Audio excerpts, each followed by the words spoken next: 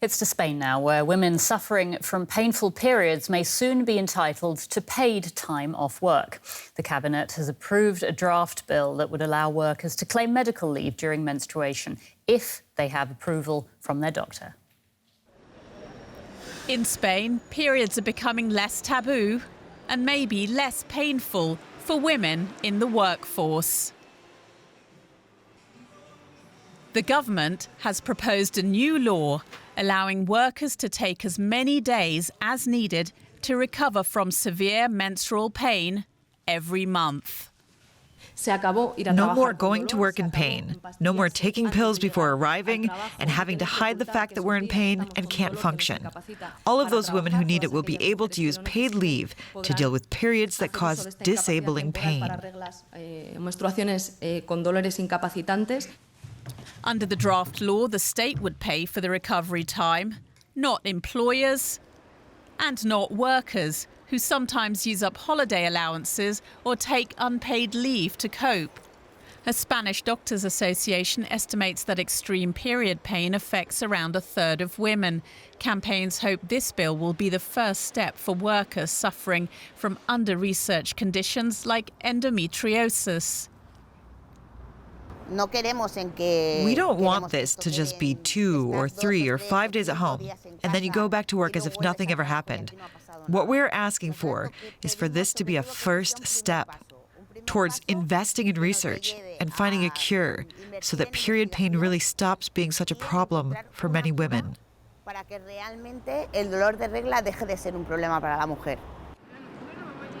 If Spain passes the bill, it would join a handful of mostly Asian countries that already offer a menstrual leave law, and it would be a European first. But the draft law is controversial. Not all trade unions support it, and some believe it won't help women in the workplace. This is seriously damaging for women when you consider the opportunities that they could have. I think some people will take menstrual leave without being in terrible pain, so this law will really need to be better policed. Spanish lawmakers still have to vote on the bill, and it's not clear whether the governing coalition will get enough support to pass it. And for more, we can speak now to Nicole Riss in the Spanish city of Seville. Hi, Nicole. It's good to see you. The Spanish Parliament, of course, still has to vote on this draft law. Is the government likely to get enough support to pass it? Well, at the moment, I think it's still fair to say that it can go either ways. Just to give you an idea, before the draft actually made it to Congress, there was a heavy political discussion here in Spain as well.